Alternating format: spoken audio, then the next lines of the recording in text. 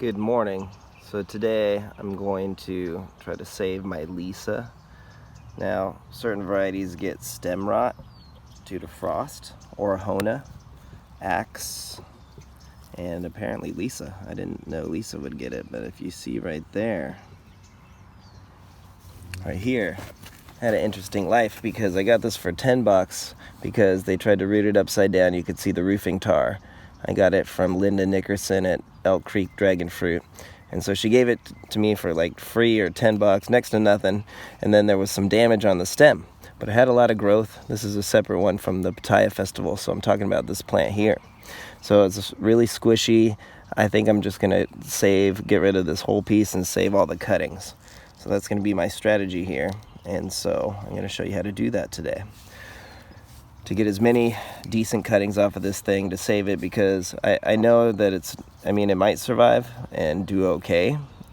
It may not have ruined the core, but I'm looking at the plant. I don't see any new growth, and it's not plumping up at all. It's kind of thinning out, so that indicates it's using its nutrients instead of absorbing or saving water nutrients. So I'm going to show you how to do it, and I'm going to leave this funky looking piece alone. It's doing okay, it's rooted, and let's see how many cuttings of Lisa we can get here today.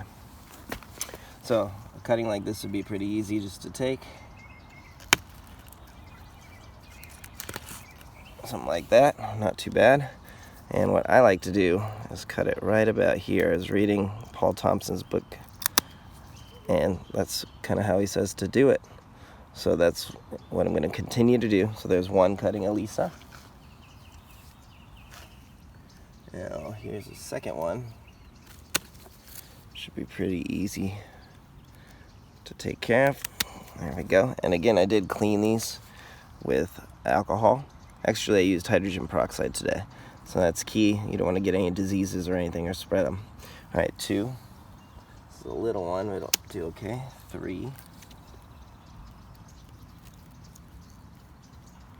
This one's thick. All right, 4. And this one long one is really crooked, so I think I'm gonna have to make it like this. I'll show you what I mean about the crooked one in a second. Again, this is just something that happens. Certain varieties, when it gets cold, they rot at the stem. This could have been because it had a hole there and it was upside down and not treated properly from the start. But this is the second plant, Axe, in our garden, got it, and this is Lisa that got rot at the stem. And keep an eye out on Orahona, my friend that lives about 15 miles away.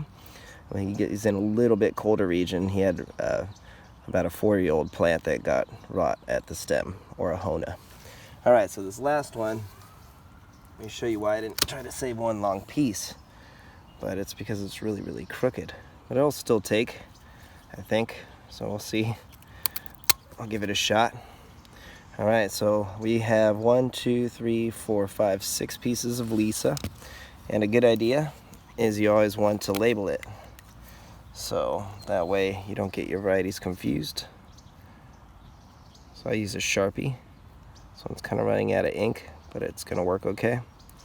And then my friend does a line like that. I thought that was a good idea, so that way you know which way to go down. Other people do an arrow. So let these sit out for a week or so, and then I'll probably just put them in potting soil with rooting hormone. I tend to like that method. Now, interesting enough, my friend of mine, before I do this, I'll show you that this remaining piece I'm gonna pull out and get rid of all the roots and throw it away. But here's a strategy I saw that was pretty cool that I'm interested to try more, is that I have a friend, Danny Loftus, and he likes to take his cuttings and cut them at like a 45 here on the tip. Something like that. So I'll do half of them like that, and half of them I won't, and we'll see if there's a difference. But he says that that's something that works really well, and you get a lot of more rapid growth here. So he cuts them at a 45 again, so the water doesn't sit on the top and rot them. So this funky one, I'll do it too. There we go. Alright, so I did half. I tipped the new fresh cuttings out of 45 on half of them, just like that, and half I did not.